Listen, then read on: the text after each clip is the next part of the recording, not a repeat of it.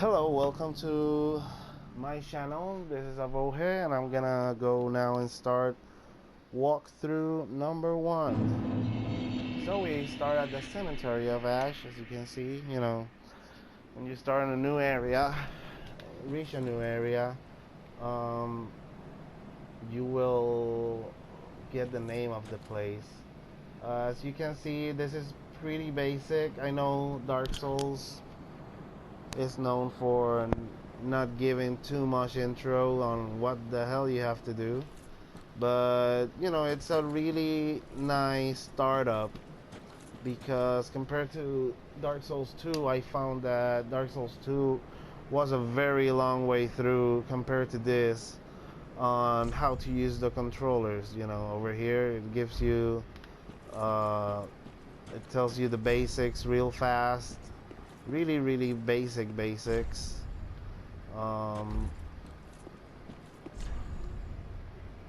So over here it gives you the hint of one of the first things you should do and learn is targeting. So you move around. Monsters will die pretty fast over here. Alright, and usually like people will go that place, try to follow the signs. I recommend that. Over here it tells you how to backstep and roll. If you move the L3 button and hit 0, you'll roll. If you leave it alone and you just hit 0, it will backstep, as it explained. And how to run. It will be very useful a lot of times to run out from place to place and run away from enemies. Pretty basic. So now let's get back to our path. There's another monster here just to practice. There we go. So this is the Ashen Estus Flask. As you can see in the menu below, you have the items there, and hitting the D-pad downwards will change the items there. I highly recommend, if you get this item, it will stash there. So go to the menu, alright, and take it off, remove it. You don't need it there. That's one item you are not gonna use. And eventually in one of the walkthrough episodes I'll explain why. So over here it tells you how to guard if you have a shield. Alright. If you have other equipment, it will do something else. Alright, critical hit. So you stand just in the back of the monster and hit R1. And that gives a critical. You backstab the enemy. Okay? You gotta be careful here because there's gonna be 2 hollows. There's the second one. And there's another one who's shooting arrows at you, so just move around. If you know where the arrows are coming from, they're pretty much easy to kill them and evade them. And there we go. So just, once you at least get hit once or twice, just keep moving around. Don't stay still until you kill that archer, because I mean it looks like low HP, but if you have 2 or 3 monsters, it is a little disadvantage you might have, and you can die. So over here with this weapon, it says that you can kick, but the thing about my weapon right now, which is it's the Sellsword twin blades, it doesn't exactly do a kick, it does another animation. And the thing about that is that some weapons don't actually do the kick animation, they do that special move. Same with the blocking item. It's going to...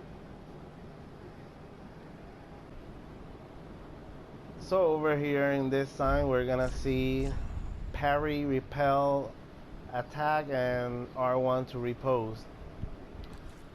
after a successful parry.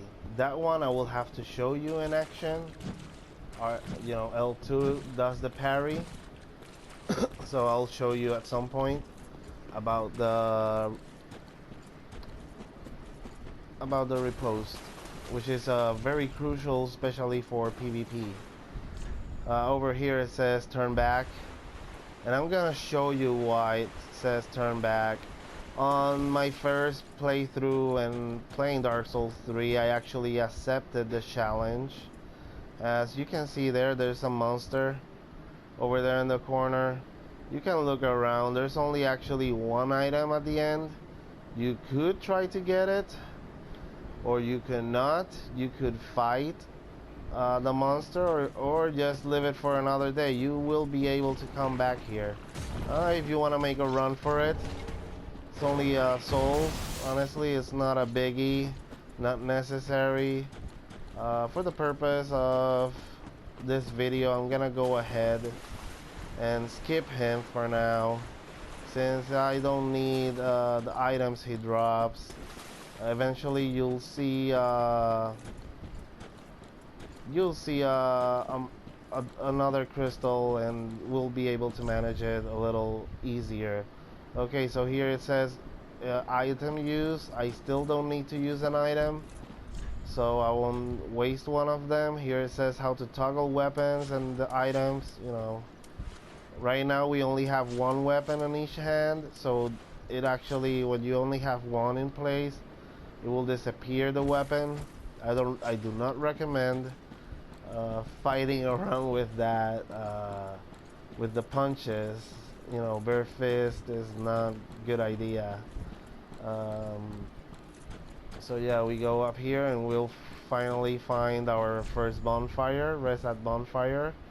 HP and Estus recover. So just for the purpose of the video, I'm gonna recover my Estus, you know, drinking it. That one affects the red bar, which is the HP, and then the blue Estus, which is the Ashen Estus flask, will heal up the blue bar, which is usually what is consumes skill art. As you can see, it consumed my focus point bar. Alright, so over here right now I'm like using two-handed, which is by pressing triangle. In this case, since I have this special curved sword, which is like a twin blade, then it holds another sword of the same in the other hand, and by pressing L2 it starts that animation. It's a rotation, a spin attack.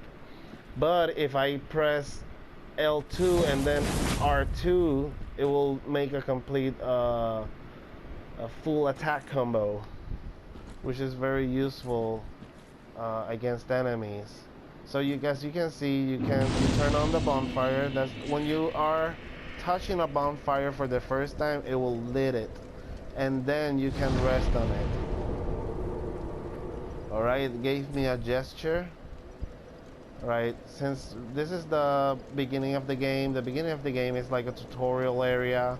I cannot do pretty much anything else but sit down and recover my Estus. And if I press the pad, which I apologize for not knowing the name correctly for this video, still have to learn how that's called.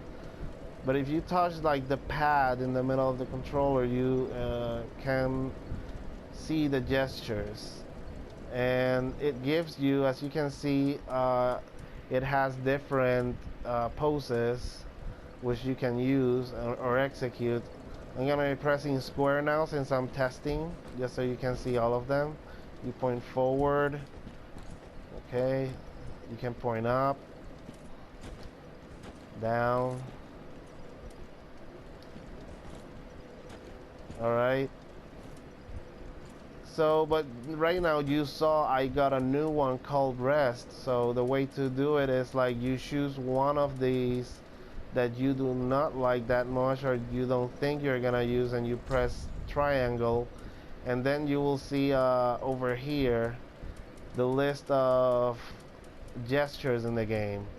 As you can see, those that are with the red circle, which is like a candle seal, like in the old days, those who have the red circles are the ones that are in the table up there, and the one that is lit bright means that that's the one you selected to trade.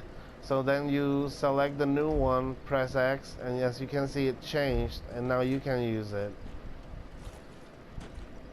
Okay, so the character is resting. None of the poses do anything special like heal HP or anything. They're just for fun. You can hold X and do the movement according to the list, and it will do instantly the gesture. All right. So enough about that. Let's proceed with the game. So we have another monster. Be careful with him. Always pick up every item of the game. You know, you never know when you're gonna need it. Okay. So we got those two. The advantage of those two is that they cannot, they are sleeping, so you can take advantage about that. And you can sometimes hold up on rushing. You know, sometimes there are monsters hidden behind a wall or a rock. As you saw that one, that one started walking, and the other one just attacked me. Was gonna ambush me if I wasn't looking. And sometimes you don't even see them, and they do attack you. So instead of, you know, it's obvious that this is the road to go forward, but let's go over here and see what we have. Okay, we have a message, and it says press L3 while dashing to jump. So before I do it, I'm gonna do it over here. So you dash and you press R3, and you see you roll. You run and you can roll if you're still pressing the moving the L3 forward. That's when it will roll. But if you like press L3 and let it go, it will stand still when the jump is finished. So alright, why does it explain you that? Because over here in the ledge, as you can see, there's an item over there. So we're gonna go for it. Ah, we missed it. But it's okay, it happens, you know, it takes a few practices. Sometimes R1 while falling, plunging attack. This is very good, especially when you're PvPing, or if you have like a monster and you have this advantage. You just drop, press R1, bam, and it hits really hard. It hits harder than a usual attack. Alright? So when you see like arrow guys and you're getting closer, you have to be careful with them, because you're like, from far away it's easy to evade them, but the closer they are, the easier it is for them to actually hit you. Okay, so you see over there, there's another ledge, and we can follow that. I forgot about it. Well, let's go, because there's an item there that is useful, or might be useful to some of you at the beginning of the game. Alright. Oh. As you can see, fire arrows will take HP away from you, so keep that in mind. It's very important that you do. Alright, so let's give it another go to the item. And there we go. We fell into the tomb. And now let's proceed to the door. Actually, I highly recommend, if you clear all the items in this place, and if you lost HP, it's better to actually try to go to the monster full HP.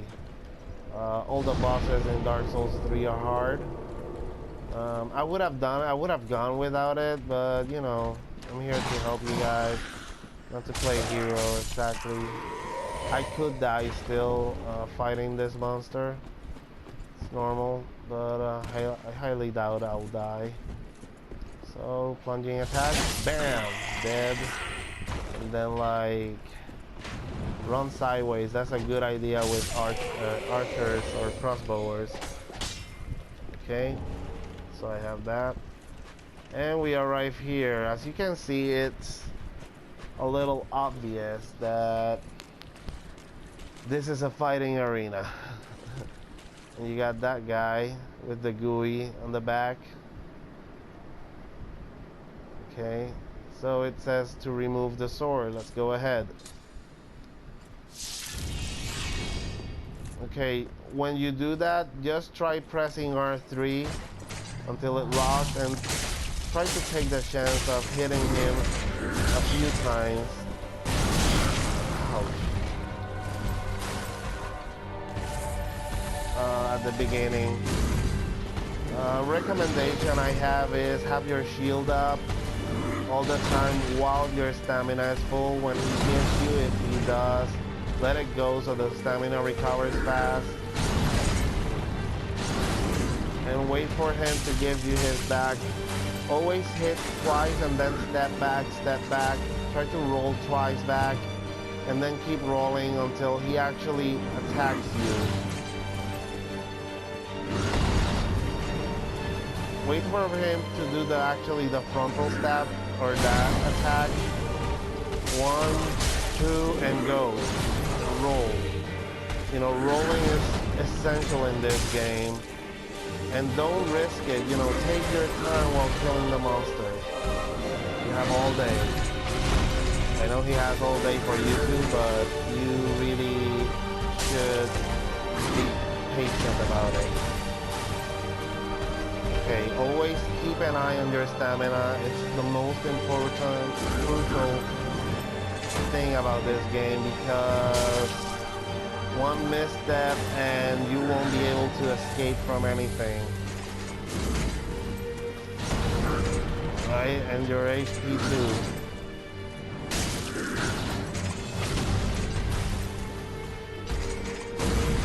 Okay, and he's stabbing twice.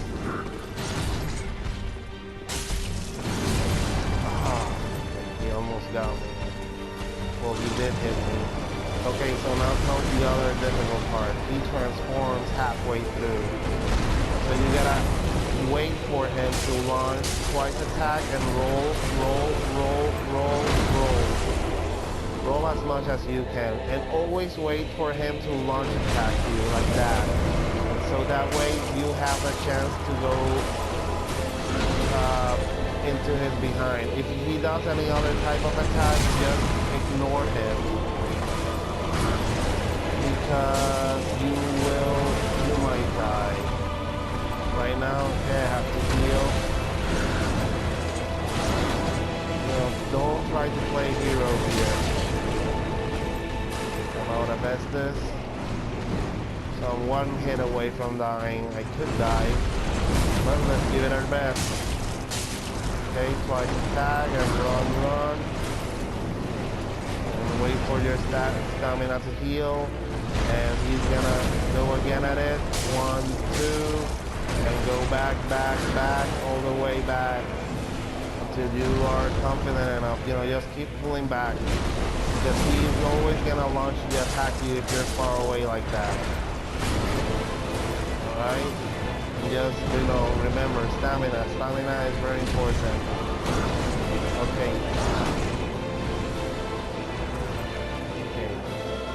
So I'm about to die, he's about to die.